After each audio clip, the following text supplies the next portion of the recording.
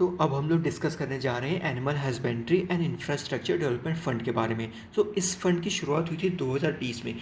2020 में government of India ने आत्मनिर्भर भारत अभियान के अंडर एक स्टिमुलस पैकेज लॉन्च किया था।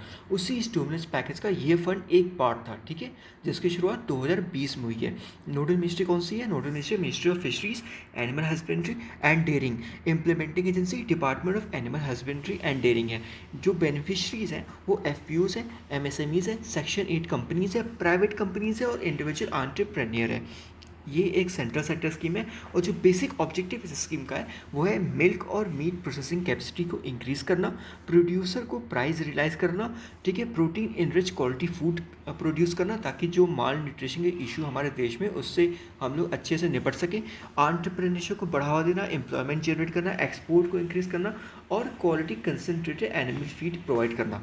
ठीक है, ये बेसिकल ऑब्जेक्टिव है। अब बात करते हैं की फीचर की। देखिए 2020 में जब ये फंड सेटअप किया गया था तो उसका तो टोटल जो बजट था 15,000 करोड़, ठीक है, इसका फंड का टोटल बजट था।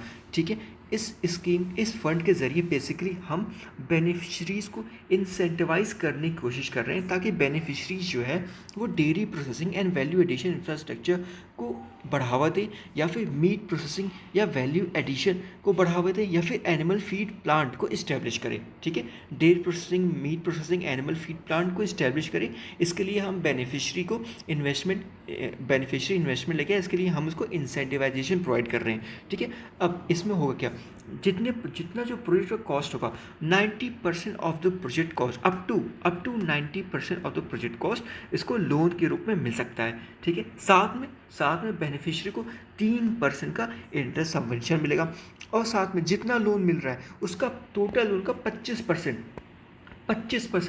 Government of India credit guarantee provide करेगी। ठीक है, अगर वो प्रोजेक्ट एमएसएमई के डेफिनेशन में फॉल करता है तो 25% of the credit guarantee government of India provide करेगी अगर वो पर्टिकुलर प्रोजेक्ट एमएसएमई के डेफिनेशन में फॉल करता है तो। साथ में 2 ईयर का मोरिटोरियम पीरियड है, मतलब 2 साल तक उस बेनिफिशियरी को कोई लोन नहीं देना है और 2 ईयर ख़त्म होने के बाद 6 साल के अंदर उसको रीपेमेंट करना होगा। ठीक है, और क्योंकि government of India 25% credit guarantee provide कर रही है तो क्रेडिट गारंटी फंड की शुरुआत इस स्कीम के अंडर की गई है 750 करोड़ का, जो कि सेटअप किया गया गवर्नमेंट ऑफ इंडिया और नैब संरक्षण ट्रस्ट के द्वारा।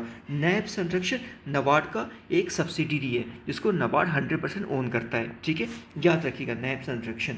ठीक है, सो क्रेडिट गारंटी फंड 750 करोड़ का है जिसको सेटअप गवर्नमेंट ऑफ इंडिया ने किया है अलॉन्ग विद नैब संरक्षण ट्रस्टी जिसको मैनेज करता है नाबार्ड। ठीक है, तो और इसमें कुछ इंपॉर्टेंट था नहीं। अच्छा एक बात बताइए, डेयरी प्रोसेसिंग के लिए ना ऑलरेडी गवर्नमेंट ऑफ इंडिया एक स्कीम चला रही है, याद है आपको कुछ? Dairy processing and infrastructure development fund, इसकी शुरुआत 2017 में हुई थी। कुछ याद आ रहा है? हमने डिस्कस किया हुआ है। ठीक है, अगर याद देना तो आप इसको देखिए, ये भी काफ़ी इंपॉर्टेंट स्कीम है। ठीक है, तो ठीक है, फिर और कुछ इंपॉर्टेंट नहीं है इस स्कीम में। ठीक है, फिर थैंक यू।